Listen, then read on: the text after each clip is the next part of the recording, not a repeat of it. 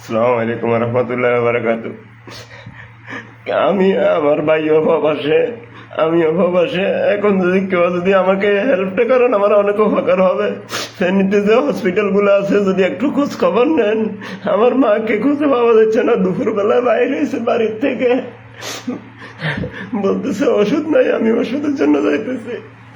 দুপুরে আমার ওয়াইফে নিষেধ করছে যে আম্মু এখন যাইয়েন না, বলতেছে না আমি চলে আসবো, সমস্যা নাই। গেছে, এরপরের থেকে মোবাইল বন্ধ। এখন 10:30 বাজতেছে বাংলাদেশে। আমি ঈদের পরের দিন আইসি রিপোর্ট করার জন্য গেছিলাম দেশে।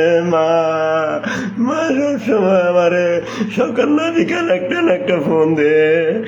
আমার ছোট ভাই, আমি ছোট দেখতে আমার বাবা মারা গেছে, বাবাকে আমি দেখি নাই।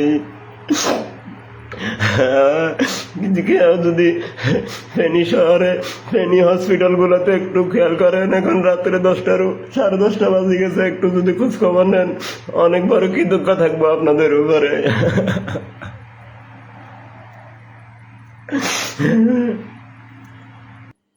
আসসালামু আলাইকুম। এখন বাজে রাত প্রায় 10:40। আজকে দুপুরবেলা ওনার আম্মা, সোহেল কাকার আম্মা দুপুরবেলায় ওষুধের জন্য ঘর থেকে বাইরেছে, আর ওনাকে পাওয়া যাচ্ছে না। আমি স্ক্রিনে মোবাইল নাম্বার দিয়ে দিলাম, যদি কেউ দেখে থাকেন এই নাম্বারে যোগাযোগ করবেন।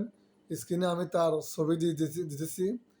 দাদু, বৃদ্ধ মহিলা, বয়স্ক, বয়স প্রায় ওনার 70-এর কাছাকাছি হইব, কমিত না, অথবা 70+ হইতে পারে। তো উনি যদি কেউ ওনাকে সন্ধান পেয়ে থাকেন, আমি যে নাম্বার দেবো ওই নাম্বারে যোগাযোগ করি, একটু জানাবেন।